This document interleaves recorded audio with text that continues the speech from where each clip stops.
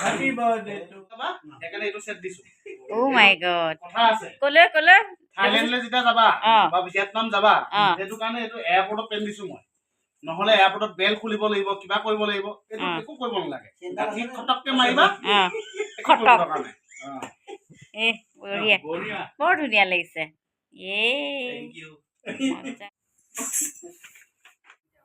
বহুত ব্যস্ততাৰ মাজে বৰ্তা বোমা আহিলে আমাৰ এজন বৰ্তাটো আছে এইজন বৰ্তাটো সদায় থাকিব আৰু